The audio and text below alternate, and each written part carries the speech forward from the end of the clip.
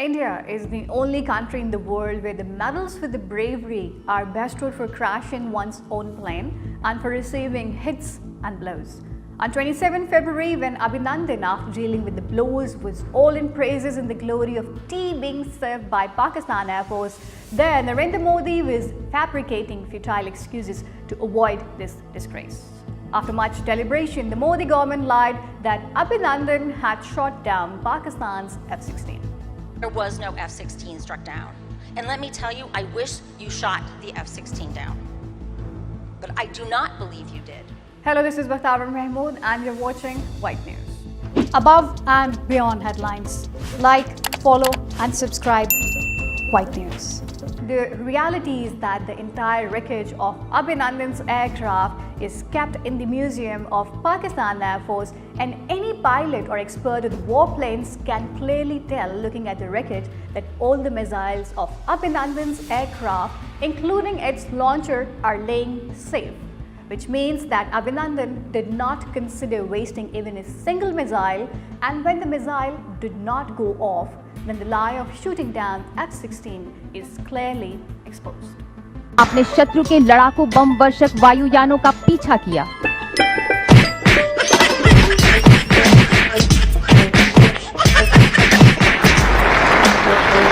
The story begins and it was year 2019.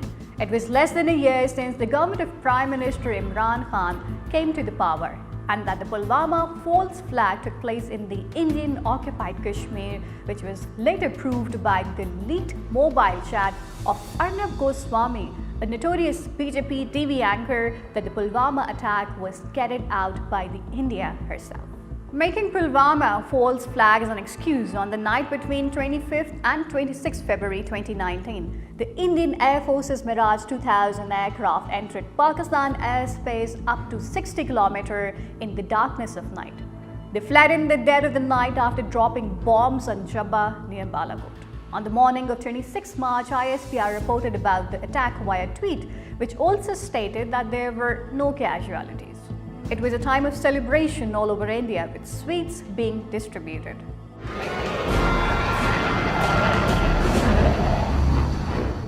But this happiness was soon shattered on February 27 when Pakistan airplanes retaliated by attacking the Indian Brigade headquarters in occupied Kashmir.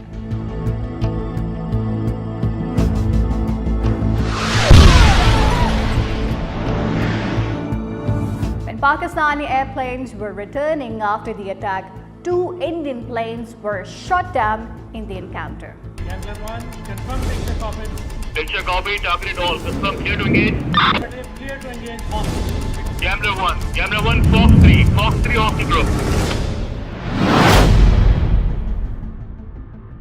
Su-30 is not an ordinary aircraft.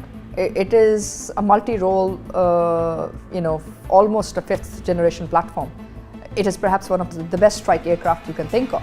After that, pictures and videos of burning Indian planes started making rounds in the entire global and Indian media. Pakistan ने 2 भारतीय तैयारे हैं जो मार गिराए हैं, जो इब्तदाई मालूमात सामने आ रही हैं। A day after Indian jets launched an airstrike on Pakistan-controlled Kashmir, Indian officials say Pakistan has shot down 2 Indian Air Force planes. The Pakistani military shot down 2 Indian jets today after they crossed the disputed border in Pakistani military Kashmir. also says its warplanes carried out airstrikes inside India.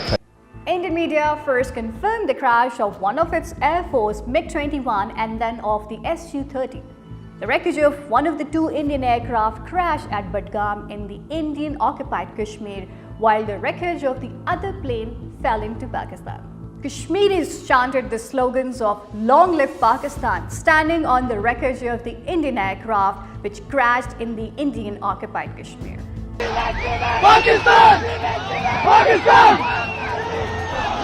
The incompetence of the Indian Air Force on this day can be gauged from the fact that the Indian Mi-17 helicopter, which was on a search and rescue mission for the Indian plane that crashed in the occupied Kashmir, was shot down by their very own Israeli-made air defense system.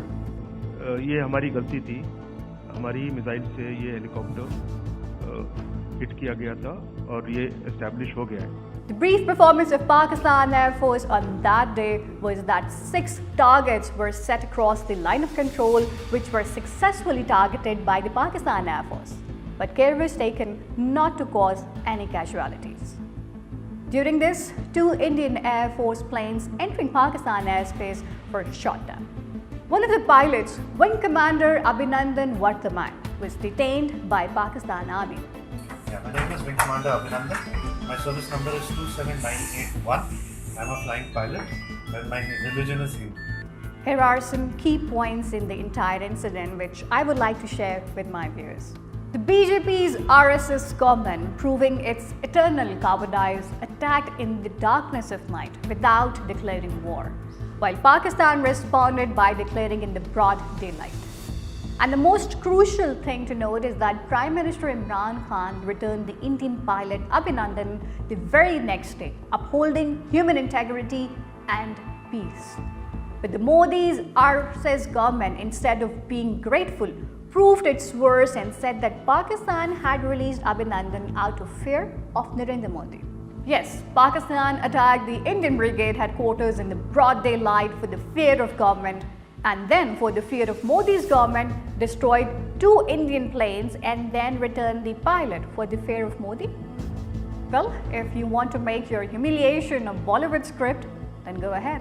Probably the only thing you can do well. The statement of Narendra Modi in this whole incident is also noteworthy when he himself said in his speech that if there were Rafale instead of Su-30 on that day, the result would have been different because his Su-30 failed miserably that day. Rafale की कमी आज देश ने महसूस की है। आज हिंदुस्तान एक स्वर में कह रहा है कि अगर हमारे पास आज राफेल होता तो शायद इससे भी नतीजा कुछ और होता। Some experts also believe that Narendra Modi's imprudent and irresponsible act of surgical strike in Pakistan was carried out under pressure from the Hindu investors, funding the BJP with the aim to pave the way for Indian Air Force to complete the procurement of Rafale aircraft, as the procurement of these aircraft involved the worst corruption in the history of India. In any case, the government of Narendra Modi on February 27 not only embarrassed India in the whole world, but also exposed the weaknesses of Indian Air Force. There is an urgent need for the international organizations, especially the United Nations, to try to prevent the Modi government from carrying out such irresponsible acts in future, because such an encounter of 2 nuclear-armed states could result in an irreparable damage in human history.